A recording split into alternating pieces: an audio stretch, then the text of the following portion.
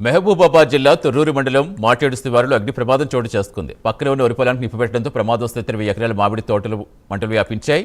ఈ ఘటనలో మామిడి తోట పూర్తిగా దగ్ధమైంది. దీంతో 16 ఏళ్లుగా పెంచిన మామిడి తోట కాలి బూడిదైందని రైతు కన్నీరు మున్నీరుగా విలపిస్తున్నారు.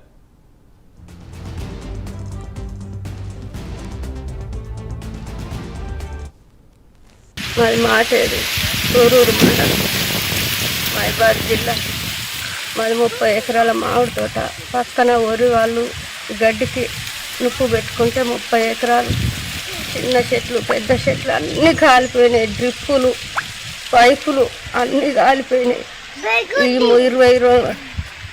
ఇది 2 కోట్ల ఆస్తి. కిందనే పైపులే 10-12 లక్షల ఆస్తి మొత్తం కాలిపోయింది. మా ఆయనకు మాటలు రావు, నాకు కూడా ఆరోగ్యం మంచిగా లేదు. దీని మీదనే మా బతుకు తెరువు. మా పిల్లలు చదువుకుంటారు, వాళ్ళు చెప్తాడికి రాదు, దేశాన్ని తెలియదు. మమ్మల్ని అందరూ ఆడుకోండి సారు, మాకు ఏదన్నా సాయం చేయండి. చెట్లు మొత్తం కాయలు, చెట్ల మీద ఒక్క కాయ కూడా తెంపలేదు. ఆ కాయలు తెంపుతూనే 30 లక్షలు వచ్చేది.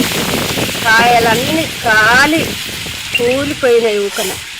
ఆ తోట పట్టిన వాళ్ళు కూడా ఏడుతాండ్రు, నేను కూడా ఏడుతాను. చేతికి వచ్చిన పంట నోటికాడికి వచ్చింది, ఆగమైపోయింది పంట. చూడండి మీరు, ఆ కాయలు అవన్నీ కాలిపోయినాయి మొత్తం. ఇప్పుడు ఏడాది మొత్తం ఈ కాయలన్నీ పంట మందులు మాకులు కొట్టి చేసి తెంపుదామన్న టైంకు చేతికి వచ్చిన కాయలు మొత్తం కాలి బూడిదైపోయింది. మాటేడు గ్రామం, తొర్రూరు మండలం, మహబూబాబాద్ జిల్లా. ప్రస్తుతం ఇది మేమున్నది బొంతుపల్లి శివారు కిందకి వస్తుంది. సో మనకి 30 ఎకరాల మామిడి తోట ఉందండి. ఇది 16 సంవత్సరాలుగా మేము పెంచుకుంటున్నాము. నిన్న ఒక ప్రమాదవశాత్తు అగ్ని ప్రమాదం వల్ల మంట అంటుకొని మేము కష్టంగా పెంచుకున్నది 16 సంవత్సరాలుగా పెంచుకున్నది కంటికి రెప్పల చెట్లు మొత్తంగా చచ్చిపోయాయి.